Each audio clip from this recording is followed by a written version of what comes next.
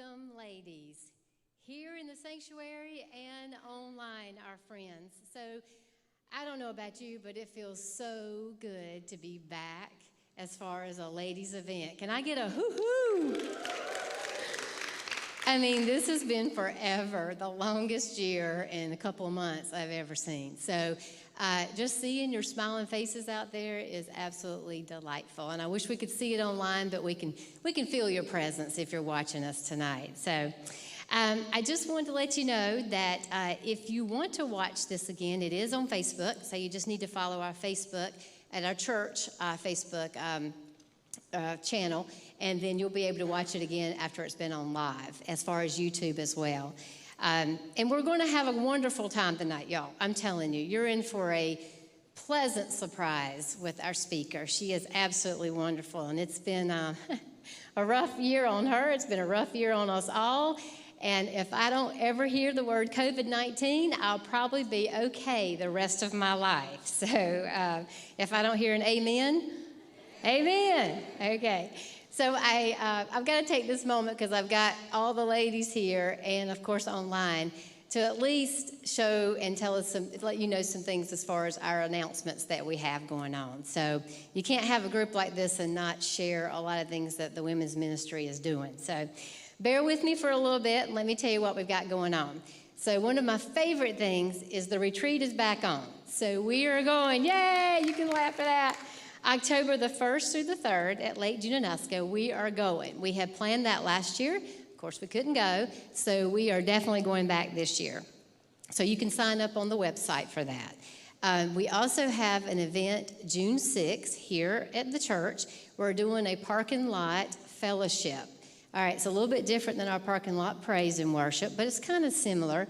This time you come at 5 to 7, and you bring your lunch, you bring your chair, you bring your mouth because we're going to talk and we're going to mingle and we're just going to be women, okay? So we're just going to love on each other and have a good time outside. So we'll provide the dessert. You just come with whatever you want to fill your tummies with, and we'll have some beverages as well. So I hope you can come and join us there. It'll be a fun time just to get together and talk. We also have ZUMBA. Don't forget, that's on Mondays at 7 o'clock. Our ZUMBA lady and our teacher back there. So we'd love to have you over at the gym. Everyone is welcome. I also have a plea. You know our college ministry where we adopt a child or adopt a student. Shouldn't say child because I still have one in college and he would kill me if he heard me say child. But we have that going on. And I'm telling you, Erica Crawford does a great job. She helps with that, but she is in desperate need of some sponsors. So ladies, even husbands, even whoever, we need some sponsors. So these college kids have had a rough year. So let's come together and just help them. It's seamless. You don't have to do anything if you don't want to. You can just write them a little note, send them a text. If you want to send them a care package, you can. That's not mandatory. But just to let them know that somebody's loving on them rather than their parents, okay? A lot of times you get more out of them than their parents anyway, so you might enjoy it. Also, VBS is going to be here and live. So that's going to be June the 21st through the 24th. Registration for members is open now. So also another plea, because we need some help with that. So if you have a gift for helping with the children, Sandra Montague in the back will sign you up in a heartbeat. So keep that one in mind. And I have to have a special thank you to tonight because it would not have gone on if it hadn't been for Todd and his crew up there. So would you please give them a big hand of applause? Yeah. And if you don't know, I'm going to share this. It takes about 5 of them to be able to put something on and live stream. So that's something I really didn't know. And I'm aware of that now, and I am going to try my best to get more help for these guys. So if you like technology, or maybe you don't like technology, but you just like to do some stuff and like to train yourself or have them train you, or you have a son or a daughter or anyone else, sign them up because they need the help, and they would love to have it. And then we also have a big special thank you to the women's ministry team. So if you'll stand up, I know they don't like to do this, but they need to stand up so you can recognize them because nothing gets done by one person. It's a team effort for everything. So please stand up and give these ladies a hand.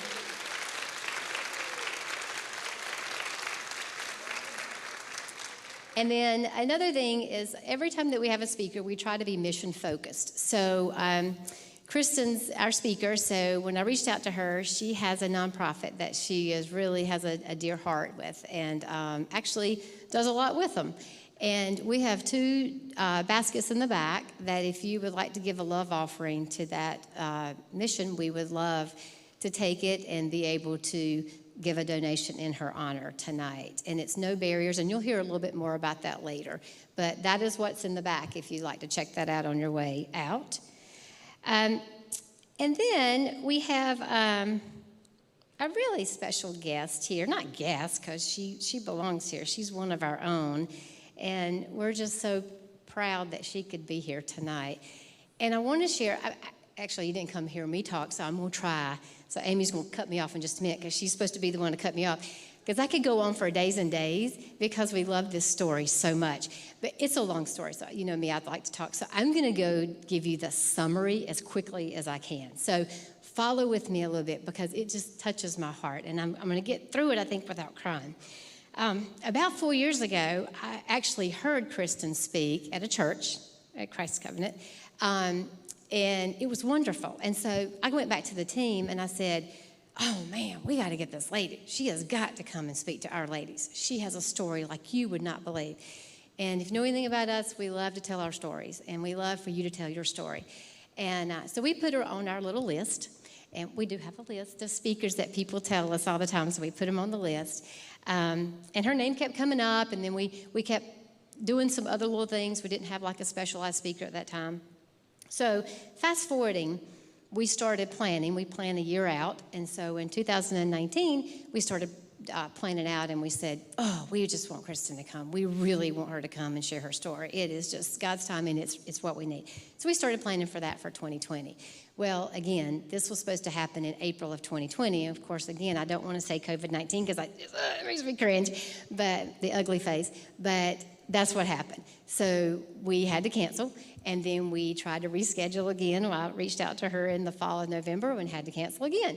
So I was like, okay, it's like Amy and I were talking, it's all in God's timing. We'll just table it, and when it's time, we will know it's time. Well, in the midst of that, a lot of you know Mitzi and her struggle that she has had.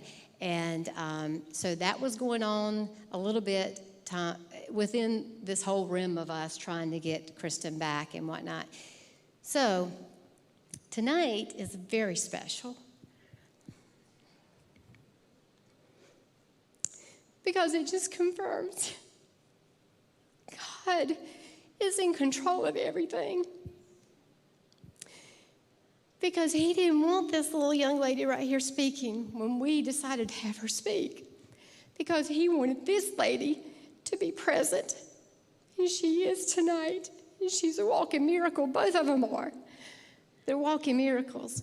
And so I want you to feel their presence of how much they've leaned on God to get them through what they've gone through. And Mitzi wants to say a couple of words tonight to us all. So if you can stand up and you want to, we'd love to hear from you.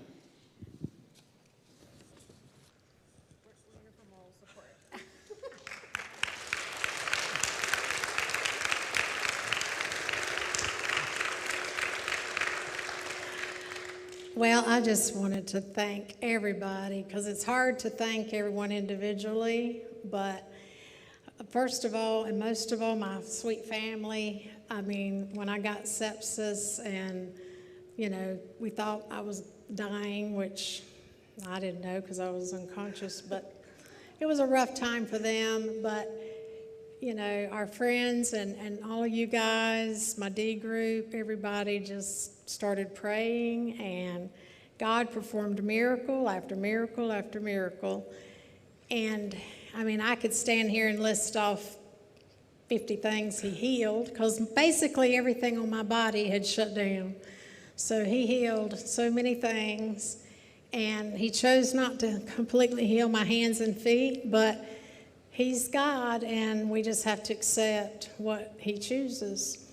And he may be able to use this somehow, but it's a little early in the story to know that yet, but we'll see. So I just want to thank my girls. They're the ones that did all the Caring Bridge posts. So if you read that, these are the ones that did the writing and, kept everybody updated. And my D group was very supportive of me. And y'all just don't know how much it meant. Every time I would have a rough day, I would get a few cards from some of y'all, and it would just be so sweet to hear your messages, hear your prayers, to see the Caring Bridge post, and people were bringing food for Jim, and then people brought food for a year, and it's just been incredible. I mean, it really tells you how important a church family is, and a Sunday school and small group and all that. I mean, it's invaluable. And most of all, praise to God, because he loved all of us through y'all, and y'all were his hands and feet. So thank you so much.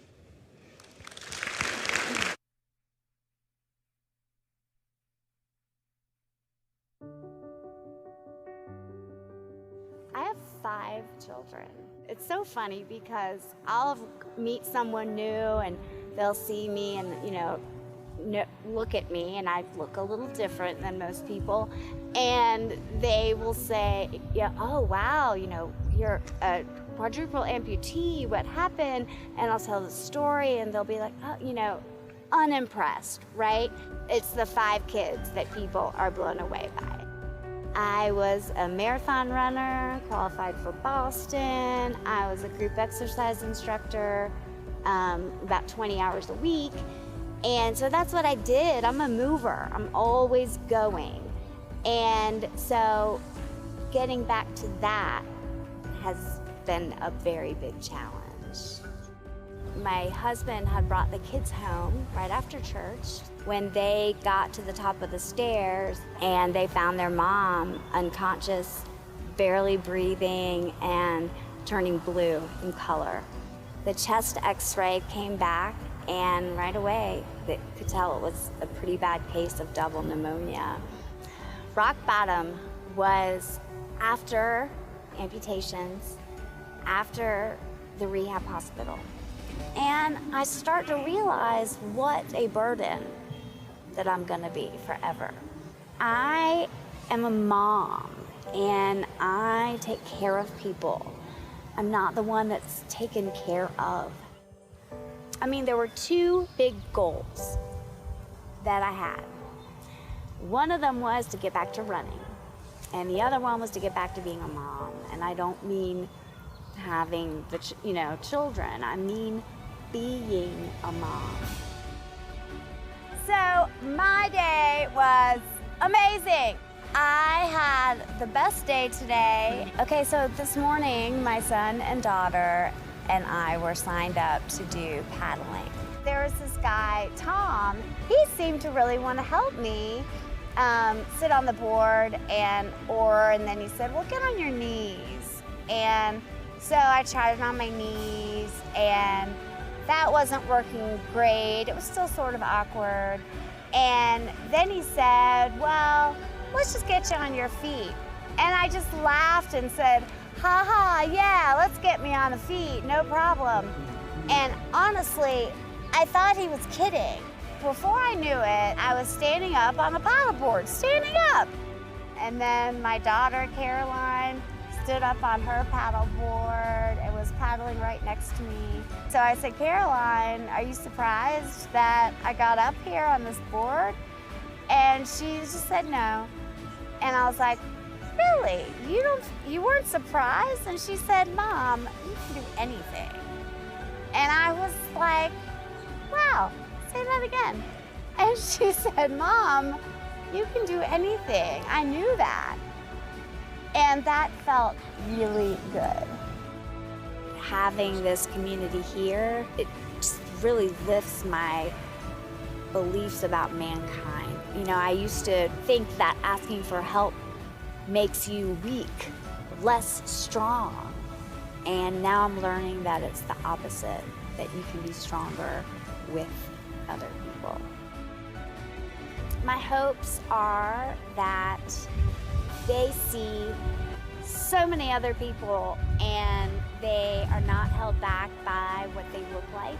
I hope that they see so many of the people who are employed in this area of helping people with differences surmount these goals, so that they take away that those people are who I want them to be. I think the journey's made her a lot stronger, getting from how low she was to the summit, you could say. Listen to you. Well, your mom's pretty cool. Yep. And there's gonna be a video to prove it. We don't need video. The rest of the world God, does. you're good. He's man. got all the lines.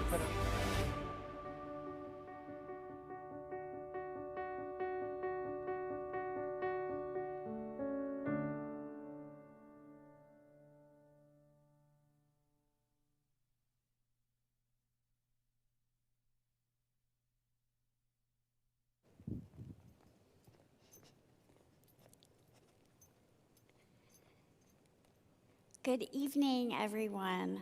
I'm so happy to be here. Thank you for having me. One of the things, Sandra, that when we were planning this event and it kept getting pushed back and it kept getting pushed back, by that time, I had met Mitzi. I'm in an organization where I do peer support for amputees. And so I had met Mitzi. I don't think she remembers, but I remember her. She such a wonderful woman. And so when we kept getting pushed back and pushed back, I said to Sandra, you know what? Maybe next year, Mitzi can come too, and we can be there together. And look what God did. It's pretty amazing.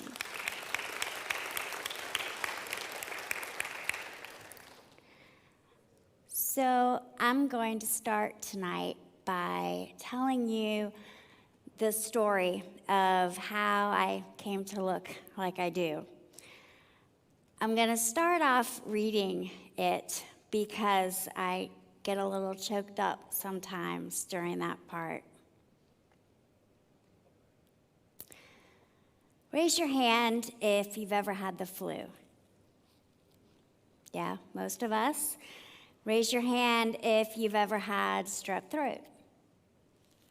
Yes, neither one is any fun, is it? Well, a few years back, it was November of 2013, my children, little human petri dishes of germs, came home from school and brought me strep throat. And they brought me the flu. And they passed them around like balls that week.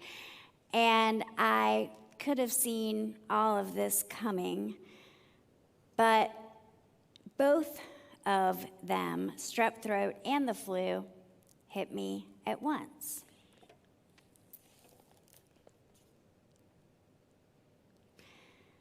So you know how it feels when you get a fever that is so high that you're sweating.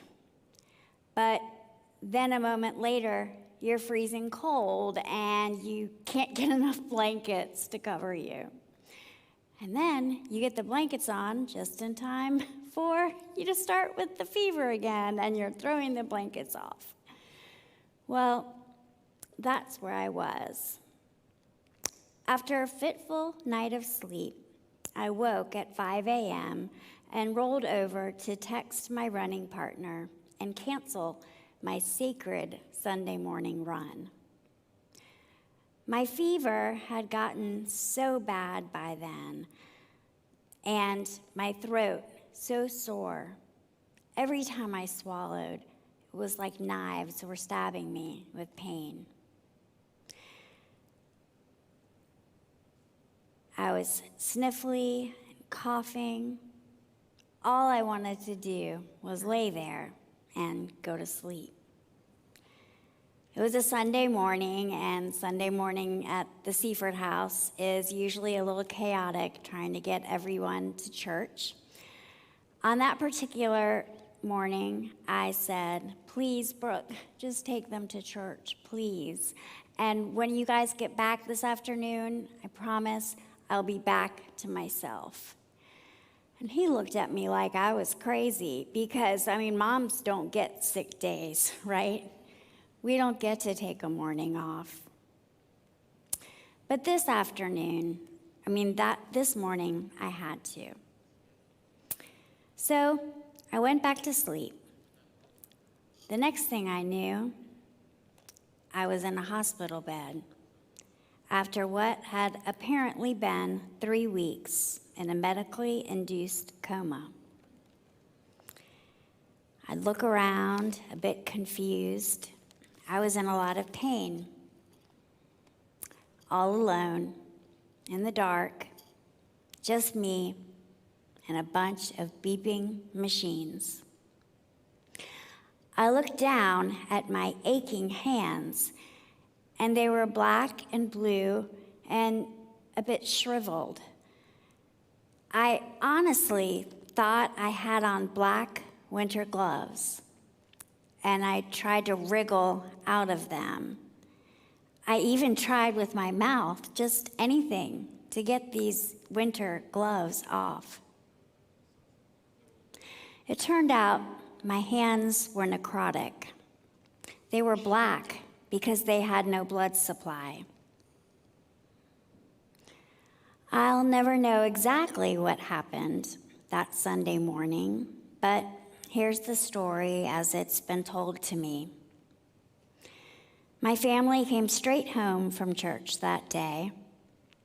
Ben and Caroline, my oldest two, who were 10 and 7 back then, and truly couldn't stand each other then or now. They'd been in a fight in the van on the way home from church. It seems one of them, we'll never know who, but it seems one of them had gotten into the sugar cereal and eaten it up that morning. So they were fighting, and they were running up the stairs to see who could get to me first, because anyone with a sibling or a child knows that whoever gets to mom first tattles, and it turns out it's the other person's fault. And so the other person is going to get punished. So Ben and Caroline, they were running up the stairs, but nobody won the race that day. Because what they found was a scene that no child should happen upon. It was of their mom, lying in the bed, unconscious and barely breathing, coughing and gasping for air. Their mom was pale blue in color. That's what happens when your body has lacked oxygen for many minutes. You can only imagine the chaos that followed. My husband, Brooke, untrained, performed CPR. With God's help, with the help of the dispatch on the other end of the telephone line, Brooke kept me alive until the ambulance arrived. A neighbor swooped in and took my kids away so they didn't have to see their mom wheeled out into the ambulance that day. We made it to the neighborhood hospital where they diagnosed me with the flu and strep throat. Then the chest x-ray came back, and it showed a double pneumonia. That double pneumonia came from the strep bacteria, and it caused an infection, the pneumonia. The infection got into my bloodstream, and that's a condition known as sepsis. Once an infection is in your bloodstream, it starts to attack your organs one by one. And that's exactly what happened to me that day. The doctors and the hospital staff were running around doing everything they could. At one point, my husband commented that he didn't know how they were getting anything done with so many angels in the room. But soon, their faces dropped and they started to apologize, saying they wished there was something, anything else they could do for me.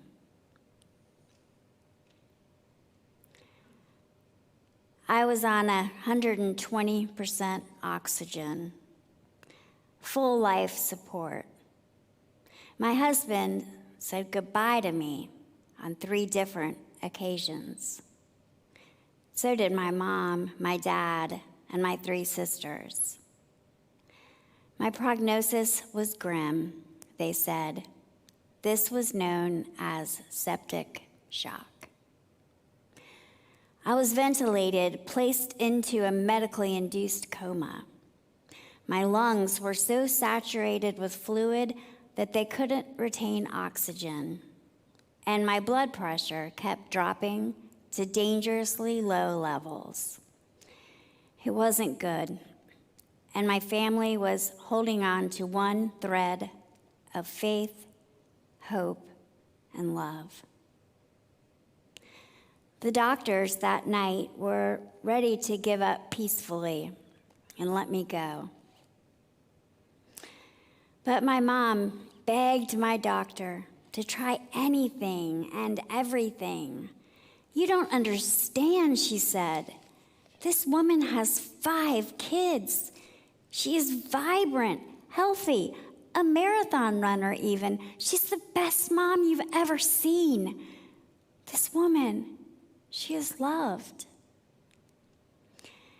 My mom can be very persuasive, I'll say. But that eye for persuasion really came in handy that night. The doctors pulled out all the stops. They brought me all the way up to Presbyterian, Maine. They gave me very powerful, even experimental, blood pressure medications. I was on full dialysis. I had a feeding tube and a tracheotomy. As a last-ditch effort, I was suspended upside down and constantly turned in 360 degrees in a rotoprone bed. The hopes were that this would help my lungs drain of fluid.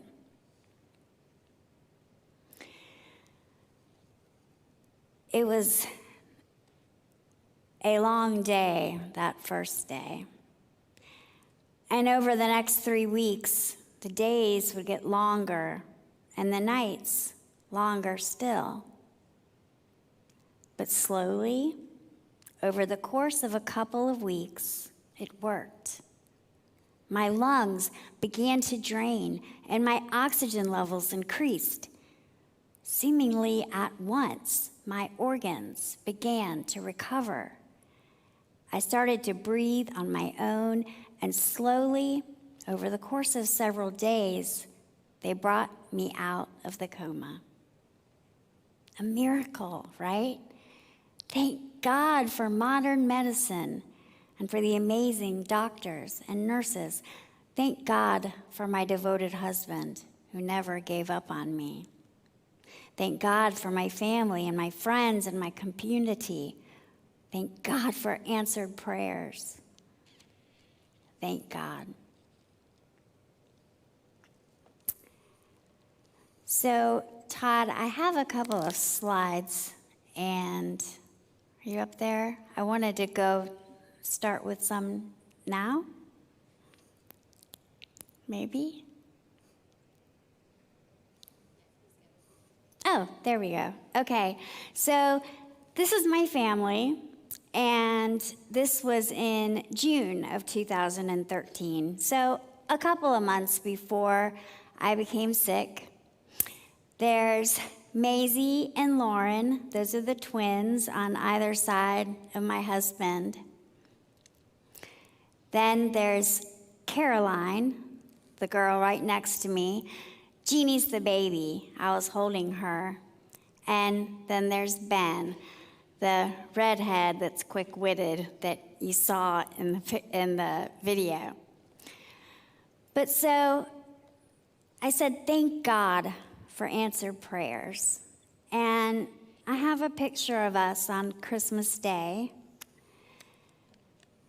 Thank God. That very morning, we received a gift. My trach was removed that very morning. And I got to see my kids and talk to them for the first time. Those weren't exactly the gifts that the kids had pictured under the tree, but they were gifts nonetheless.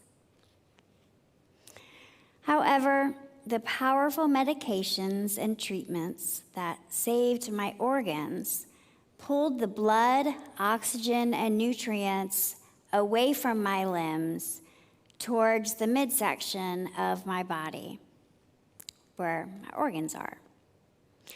So while my organs recovered, my hands and feet essentially died. They shriveled, they blackened, they became necrotic. I was an English major, but the best word I can come up with is gross. The only choice was to amputate. So we found the best hand surgeon that we could find and the best foot surgeon as well. And in one major quadruple amputation surgery, they worked in tandem. They did it all. Kind of like a mani-pedi. Okay, so if we're gonna have fun, which I want you to laugh, okay? I have a very dark sense of humor. My husband says I've gotten a lot funnier over the past couple of years. I have more material, right?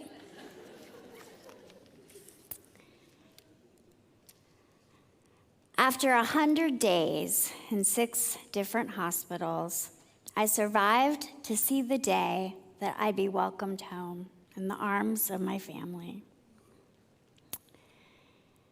Today, I live as a triple amputee with my remaining foot missing the toes and part of my heel. But today, I live. With God's help, I've learned to use amazing prosthetics. My hands open and close. Magic, right? But I've learned to live a fairly normal life until COVID. But I'm able to parent my 5 children. I drive carpool and drive them to all their different teams and activities. I sign their reading logs. I volunteer at their schools. I drive carpool. I grocery shop. I cook. And I've even come back as the mean mommy who comes down hard on doing chores and getting good grades. Did I mention I drive carpool? A lot of carpool. But just like signing reading logs and volunteering at school, it was no longer obligations. They're the gifts that I see them as now. I mean, I could no longer complain about walking to the bus stop because I could walk to the bus stop. And I can't complain about driving them to carpool because I can drive. And I can't complain about signing reading logs because I worked hard to learn to sign my name again, and I'll sign it, right?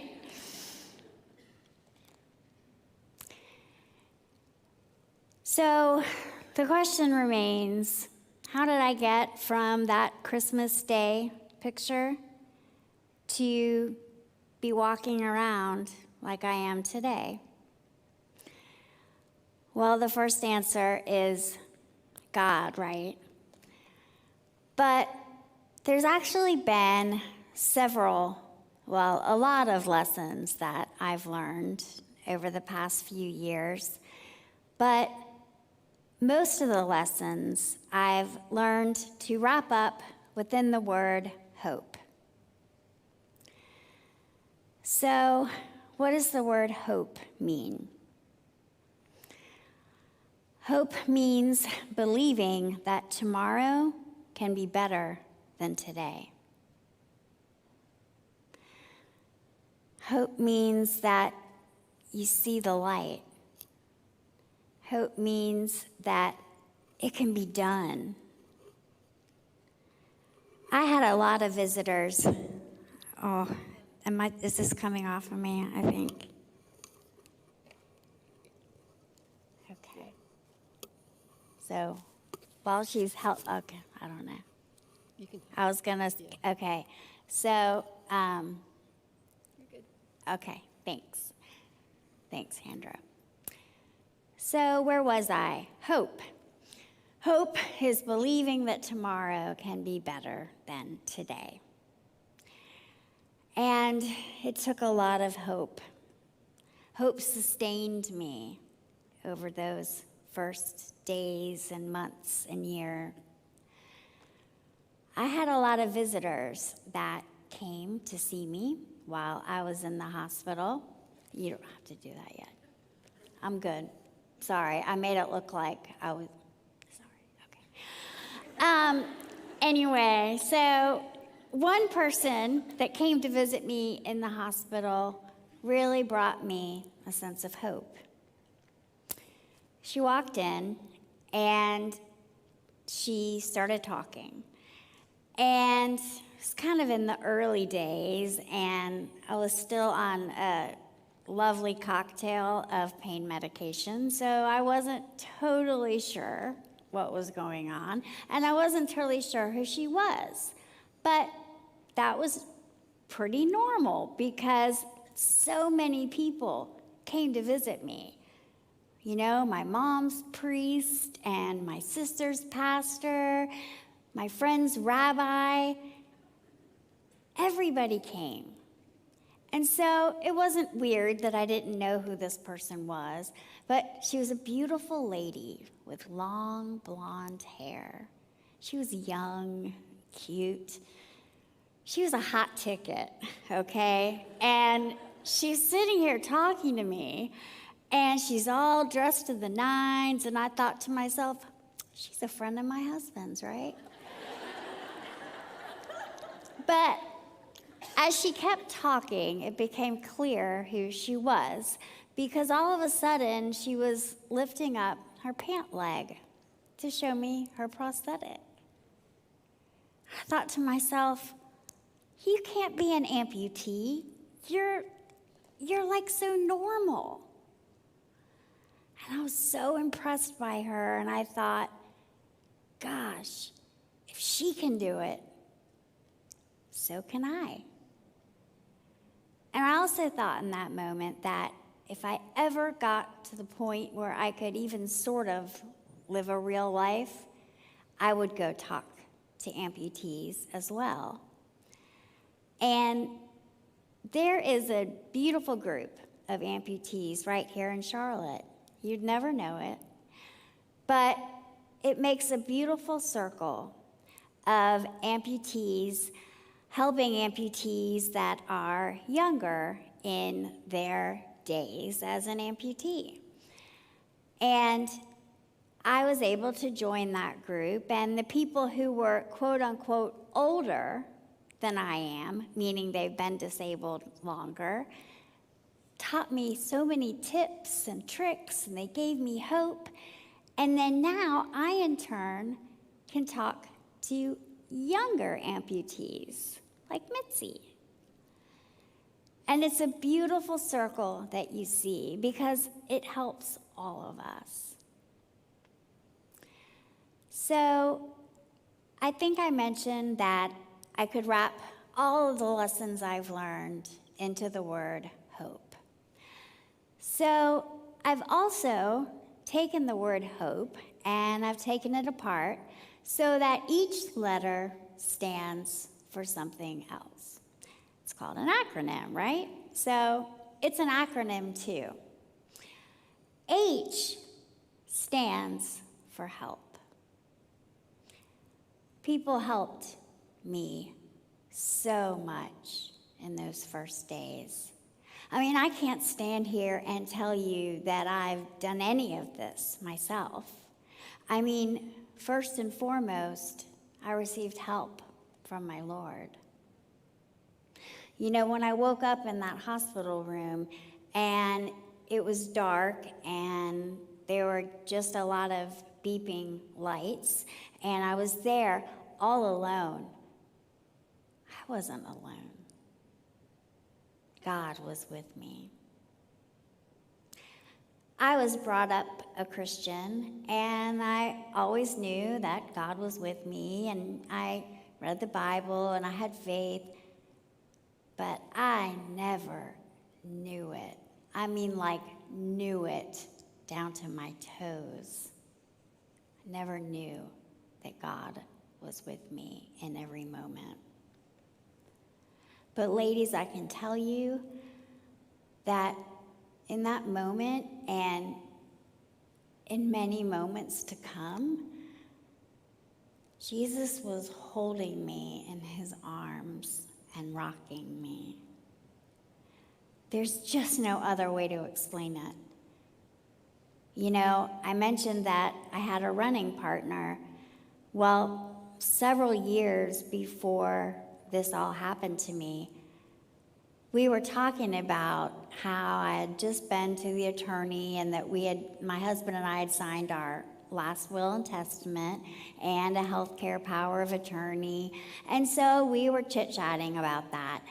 And I said, and I quote, you know what? I mean, if I'm just going to lie in the hospital bed the rest of my life, if I can't run, forget it. Just go ahead and kill me there. I said that. And I've thought to myself so many times, gosh, I'm stronger than I thought I was.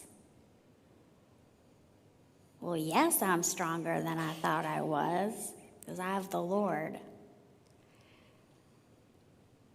The Lord has helped me through every day, because I didn't just struggle when I was learning to use prosthetics.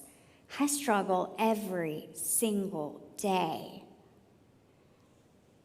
But just like when the mic fell off my head and I asked Sandra to help me, I learned to ask for help. What is it that we have? What is it that we ladies have in particular about asking for help? Why does asking for help, why does that somehow make us weak? I didn't like to admit that I needed help. I thought I was super mom and I could teach step aerobics and I could hold my twins both at the same time and walk around, and I could do it all. I didn't need anybody's help. I mean, I was the one that wanted to show up at your door with a casserole when you were sick. I mean, I'm a counselor. I'm a professional helper for work. But I've learned that to ask for help does not make you weak. In contrast, asking for help makes you strong. I'm so much stronger with the Lord and with my family and my friends and the Siskiyou Y and Antioch Elementary School and my church and my neighborhood and perfect strangers who came to visit me, and perfect strangers who gave us money, gobs and gobs of money, to pay our gobs and gobs of medical bills. I got so much help recovering in every way, shape, and form. I'm here to tell you that asking for help makes you strong. So I mentioned that the Lord was my biggest help through all of this. Next in line comes my husband. Is there a picture of me and my, yeah, there he is. He's cute, right? So he helped me through so much. I mean, he literally dressed me. He literally fed me. He literally washed me. He's done everything. On top of that, he's taken care of my 5 kids. And I'll be the first to tell you, he didn't know the first thing about taking care of 5 kids. I mentioned that I didn't like to receive help. My husband calls me fiercely independent, as in like, I'm going to put my elbow in and hurt you. But it's, for the most part, served me well. But yeah, my husband, he's been amazing. A few years back, I was speaking at a conference, and I had the opportunity to be with 4 other ladies that were speaking at this conference. And the other ladies were like big and famous and had TED Talks and all this kind of stuff. And then there was me, suburban mom from Matthews, right? But so we go out to dinner, and I was just a little bit intimidated by them. There was like the CFO of Publix and the president of the Girl Scouts, like the USA Girl Scouts. And then there was me. And they were going around the dinner table, and they were talking about how great their husbands were and how it was sometimes hard to be the husband of such a high-power corporate lady, and how wonderful they'd been with their children and how great they'd been while they were gone, to welcome them home every Friday night. And a table came around to me, and I was like, all right, ladies, finally, out of everything we've all been talking about, I can win. My husband, he shaves my leg. And I won. Hands down. So those are some of the ways my husband has helped. My 5 kids, believe it or not, have also helped me a great deal. This was them a few years back, and I wanted to just use the picture to tell you a little bit about each of my kids and how they've been helpers. The little one, that's Jeannie, and she's my right-hand man, so to speak. And at the time, she was just learning to toddle and walk around. In fact, she learned to walk while I was in the hospital. So she was toddling around, and she became my picker-upper. Because, she's closest to the ground, right? And so I drop a lot of things. I mean, this job was no joke. I mentioned she was learning to walk. She was also learning to talk, and one of her first words was, oops. They always say the word that they hear the most. So she was my picker-upper. Next in line came the twins. And there's Maisie, right, sitting next to Jeannie. And she was 7 at the time I got sick. And, okay, no, that's totally not true. She was 5, sorry. There's 5 of them, okay? Give me a break here. She was 5. And Maisie, she was on tech support. She learned how my prosthetics work, and she was obsessed with it. And she told me that she was my at-home prosthetist. I can't even say the word most days. But she knew how to work everything before anybody else, and she would help me put my leg on. It's not easy, is it, Mitzi? It's not as easy as we make it look. So that's what she does. And next to her, that's Lauren. She's her twin, the other 5-year-old. And you can kind of look at her and tell she's a little diva. So she was my fashionista. And she always tells me what to wear, what's hip, what's not, what pants will fit over my leg. So she's my stylist. And then comes Caroline on the end, and she's my little mama, but she's also my project manager, so to speak. She knows at any given moment what everybody's doing, where they're doing it, how they're doing it, and how they should be punished. I mean, it's amazing. No, but she really is such a little mama, and she's taken care of all of us. And then there's Ben. He's on security detail. He protects his mama. He says to me that he hates me and stuff, but he doesn't mean it. No, I'm teasing.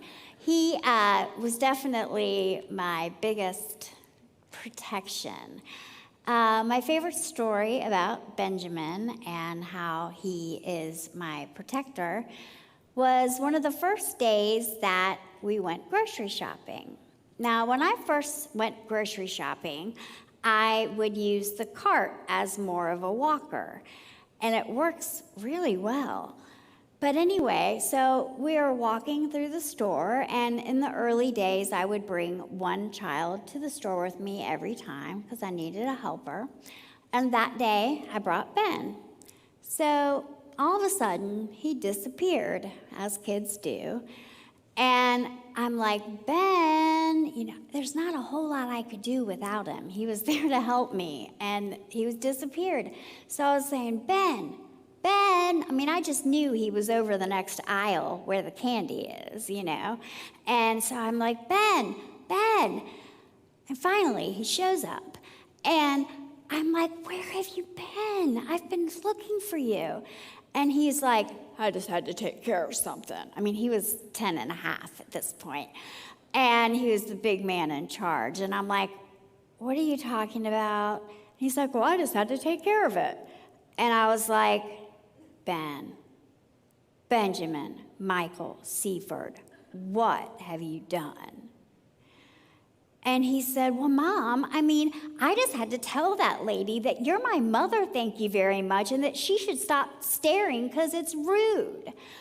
And I was like, oh, my goodness. I couldn't believe. I was like, Ben, that is not your place in this world. You cannot go around doing that. And he's like, I'm glad I did. And I was like, me too. Just keep walking. But everybody needs a protector. Thank you for humoring me in going through how all my kids help. H is also for a sense of humor. You all know that if you don't laugh, sometimes you cry. So humor is something that I would recommend to anyone who's going through some kind of struggle. So my kids have helped me as well. Thank you for humoring me to get through. But there's other reasons that I wanted to just give those examples, because as women, I believe we all need to have a group of people around us, preferably women, because they get the job done, but to have a group of people around us that are our board of directors, so to speak. Everybody needs someone that picks up your messes. Everybody needs someone that can fix your computer issues when you've lost a document. Everybody needs a stylist to make you look good. Everybody needs a project manager, and everybody needs a protector. We all have people around us that serve different roles. And one of the biggest ways that I have gotten to be from my lowest of lows to my highest of highs is when I've asked for help.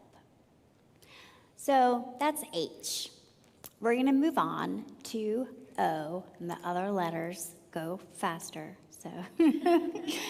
So the next letter is O. O stands for obstacles.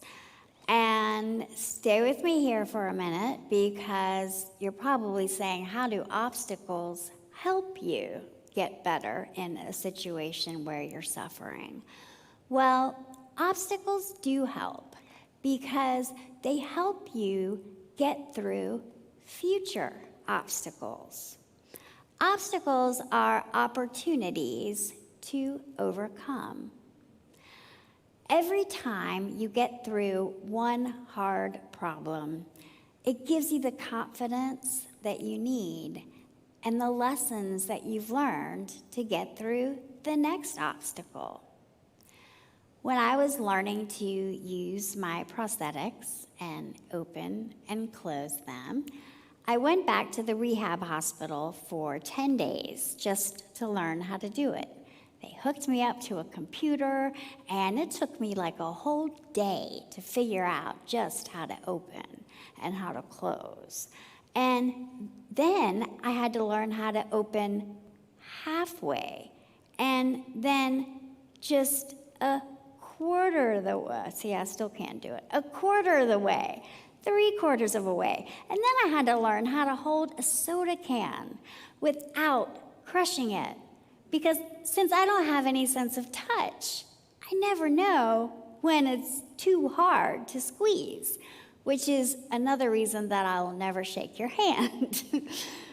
But it does make a good party trick, because if you hold a can of soda, if I hold it, and then whether it's open or not, if I squeeze it, it's like a geyser that overflows. Okay, so it was a big hit at my son's birthday party when he was little. But so every time that I learned something new with the hands, that helped me through the next obstacle. So one day it might be holding a drink, but then the day after that, it might be learning to pour juice in my daughter's sippy cup. So every single obstacle helped me get through the next. Another example of this was when I was learning how to put a diaper on my little girl. So I really needed to know how to change a diaper if I was ever going to get back to being a mom. And it was really tough to change a diaper. First, I started out on American Girl dolls, because they're $100. You may as well use them for something. But they also don't wiggle and crawl away when you're trying to change them. But for each time that I learned how to do the American Girl doll, I thought, hey, if I can do the American Girl doll, then surely I can do the real baby. And with time and with practice, I did learn how to do it, just in time for her to turn the corner with a little girl of princess panties and, say, Mommy, I wear big girl pants now. And I'm like, I just learned to change your diaper, It's not always the way. But I figured that if I could change her diaper, surely I could potty train my 5th child, right? So that's how obstacles are really opportunities to overcome. So think back to the last struggle that you've had in your life, because everybody has them. And then imagine how much stronger it has made you. Imagine for a minute the strongest person that you know. Close your eyes. Picture her. You know she's a woman. Now open your eyes. Hasn't that person been through a lot? Obstacles help us overcome. P is for perseverance. I have had to try and try and try. 3 times out of 4, I fail. But you can say a lot of things about me, and you can't ever say that I don't try. When I learned how to walk again, it was not terribly hard next to having the hands, next to learning to use my hands, because I only was missing one leg. Plus, I do think my being a runner helped me. There is a such thing as muscle memory. And I really do think that my legs remembered what to do. But I didn't have the endurance that it took to be a walker with prosthetics. I mean, do you see that? Wait, go back one second. Did you see that picture of me looking up with a bunch of prosthetics? Those are just the ones that I had in the first year. It takes a lot of trials and a lot of trial and error in order to get the right prosthetics. You have to fit each one especially right. You have to practice and practice and practice. A lot of people think that once you get a fake leg, you can walk off and walk into the horizon, right? But it's not the case at all. Anytime I gain or lose a few pounds, I have to get a new leg. Every time I have surgery on my leg, which there have been 7 since that first big one, every time that I have surgery, I need a new leg because my leg has literally changed shape. So it does take a lot of perseverance to build up the endurance. I really wanted to learn to walk again, learn to run again.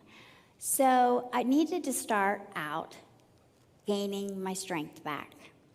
I had lost a ton of weight, all of it muscle.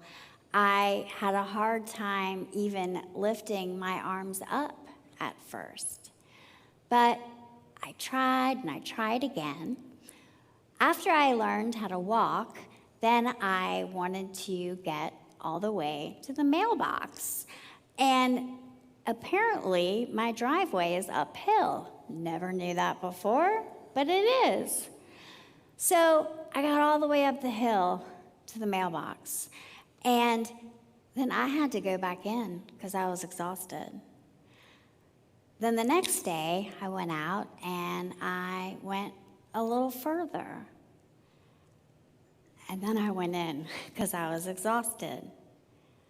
The day after that, I went to the next mailbox. And the day after that, I went all the way around my cul-de-sac. Before I knew it, I made it to my girlfriend's house down the street. And then after a couple of months of that, I was walking a mile. Well, then I got my running leg, and it was on. So I really do have one of those little blades like the people on the Olympics. And it's really cool, and it's really fun. Except I found out that running wasn't so fun anymore. I found out that running was really painful for me. But that doesn't mean I haven't found other ways of being athletic. I've learned how to swim laps. I've learned how to ride a bike. I've learned how to go for long walks and weight train, all kinds of things.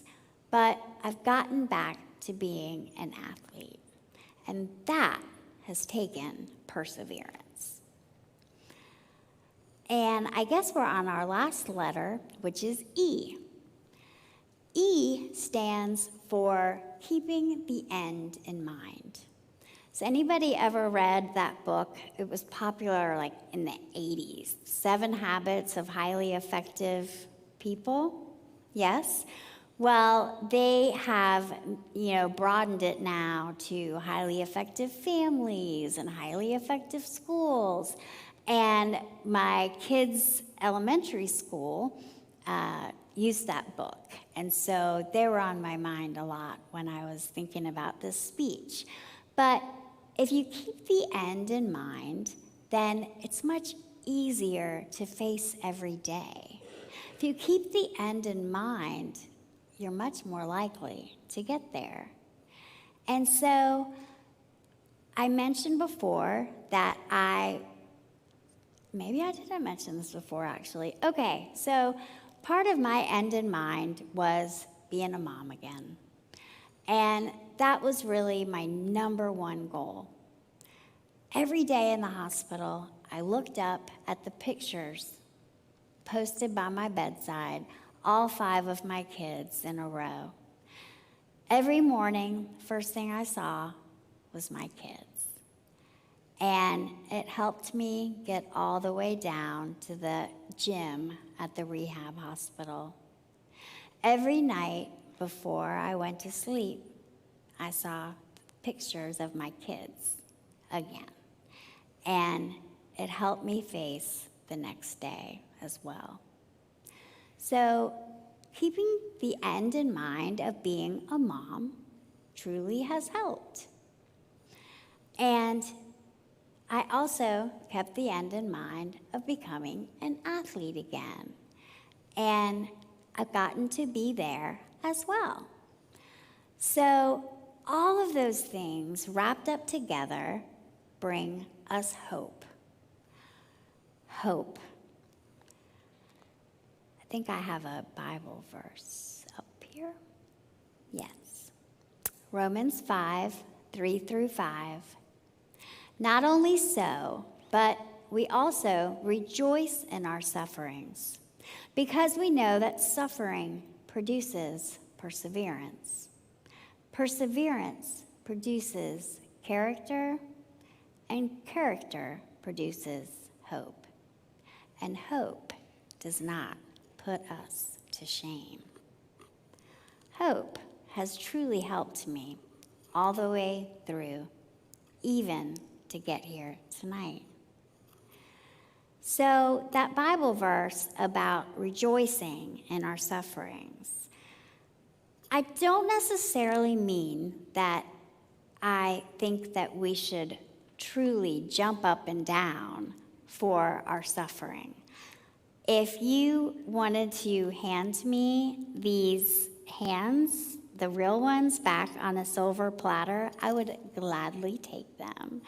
Or if you wanted to just go back 7 years and erase all this, I would do that too.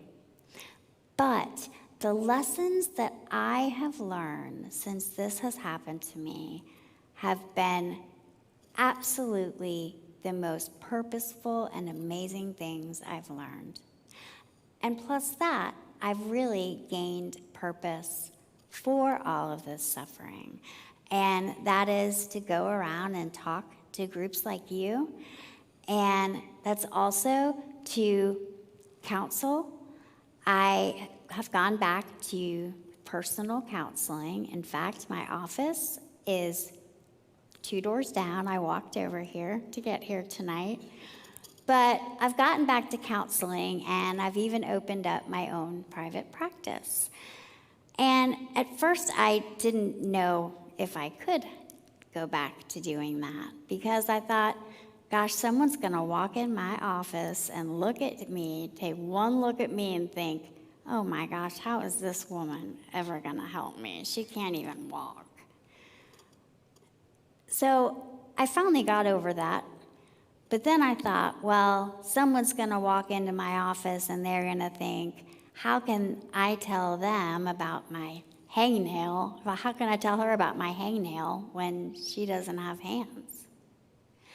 But I've gotten over that one as well, because my hope is that people will walk into my office and see that I've struggled and see that I struggle every day. And so my hope is that they look at me, that they know that I struggle, that they know that I've been through something, and they think that maybe I could help them get through something as well. Because we all do suffer. My suffering mostly is right in front of your face.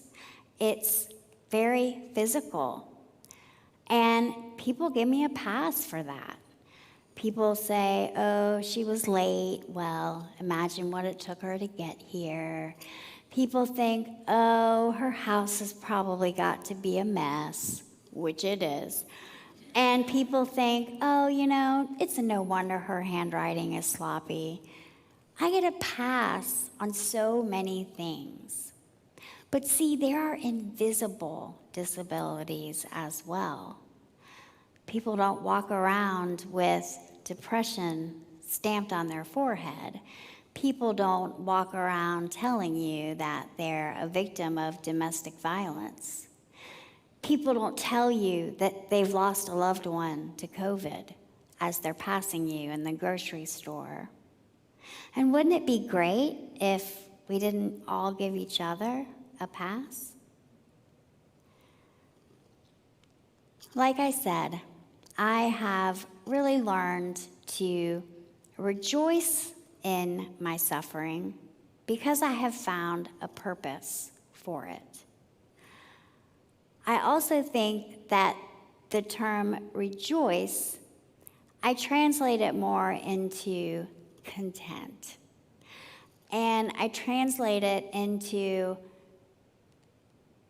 being content with where I get to every day. I mean, tonight, I got here. Tomorrow, I'll get to my office and help people there. And so, yeah, I rejoice in my suffering, because look where it brings me. Like I said, I mostly am content with where I am, and I've learned how to use what you've got, which is my next picture, which shows my awesome Halloween costume. Every year I'm rocking it. You have to use your sense of humor, right? But so I have just a bunch of slides of different things that I've gotten to do, not just despite what happened to me, but sometimes because of what has happened to me. I've gotten to take my whole family to the beach. I get to take them apple picking. I've learned to swim again without any hands or feet. Picture like rowing a boat with sticks. It's very, very slow, but I swim, right? And I've been able to swim with my kids. I've even gotten to swim with dolphins, who, by the way, didn't care that I didn't have hands, because they don't either, right? I've gotten back to teaching group exercise. I also went skiing. I got a scholarship to go for a week to Colorado to learn how to ski as a disabled person. And I've also learned how to ride a bike as a person with only one leg. I've gotten to rock climb. I got to take my family on this amazing trip to Lake Tahoe. I got to take them to Lake Tahoe because of No Barriers, which brings us back around to the video that they showed in the beginning. So this organization, No Barriers, it was built by a man who was the first blind man to summit Mount Everest. And he got to the top of Mount Everest, and he thought, wow, if I can do this, I can do anything. And then he thought to himself, gosh, every disabled person should be able to do this. With help, of course, but every disabled person should be able to do this. And so he built the organization No Barriers. And what they do is they take people like me, and maybe Mitzi will do it next year, disabled people like me, and they allow us and teach us how to do adaptive sports. And I've got to paddleboard and kayak and mountain bike, and what were some of the other things? We did do skiing, we done scuba diving, and lots of swimming. And one year, actually, they took me to New York City. And you might think, okay, what kind of adaptive sports are you going to do in New York City? But for somebody with disabilities, going to New York City is an adaptive sport. Imagine going to the subway. Imagine hailing a cab or getting through the fast speed of New York City walkers. I almost got blown over at one point. But we do all kinds of amazing things for people. And the first year that I went as a scholarship kid. And from there, I've gotten to go back and be a speaker many times. But I just wanted to tell you a little bit about that organization.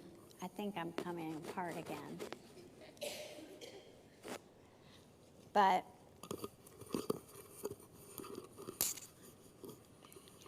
thank you. It's my hair. That's what it is. Can you hear me? Okay. And so that's a little bit more about No Barriers. When I got to the top of a mountain and I'd been skiing, I thought I could do anything too. And I came back to Matthews and I opened my own business.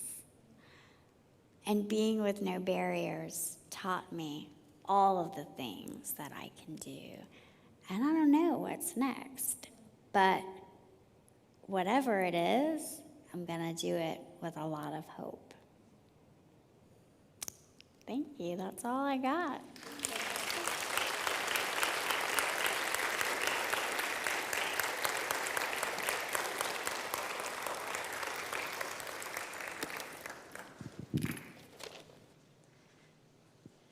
Wow, thank you so much. Just inspired by you. So thank you so much. I know I don't have my mask. Thank you. I've just got to hug you. So Appreciate thank that. you. That's sweet. No, Thank you. I just want to take this time now just to pray for us as we enter this time.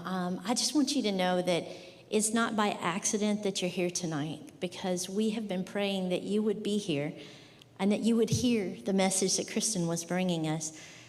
I know a lot of people probably walked into the room with, certain things in mind as to what this would be like. And yet, I find myself inspired. I find myself, wanting to thank the Lord for all that He's done, not only in Kristen's life, but in our lives and all the blessings that we have. And maybe you want to do that. Maybe you want to come down and thank the Lord here on the right-hand side, my left, as we go into a time of worship through song.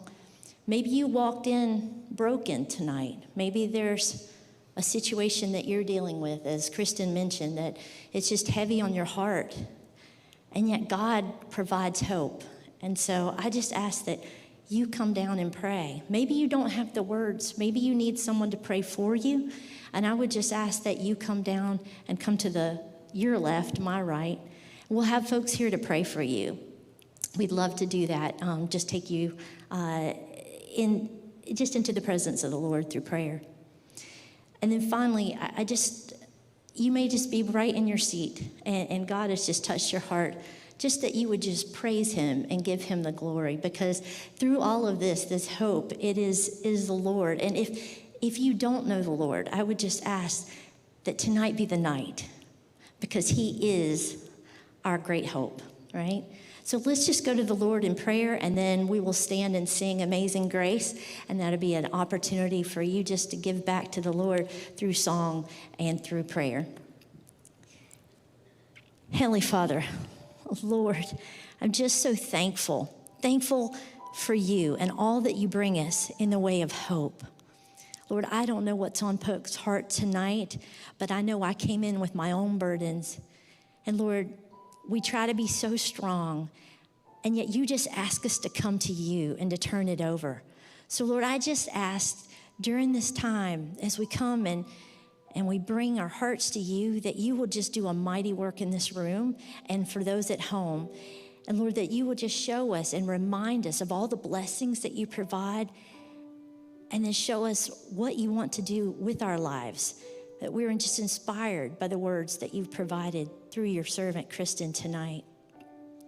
Lord, I just ask that if there's someone here who doesn't know you, that they reach out, because Lord, you have promised that if we confess with our mouths and we believe in our hearts that you're the Lord, that you are the one, Lord, that we will be saved, that you will be there for us. So Lord, I just ask that if there's someone who doesn't know you tonight, that they will come to know you in just a mighty way.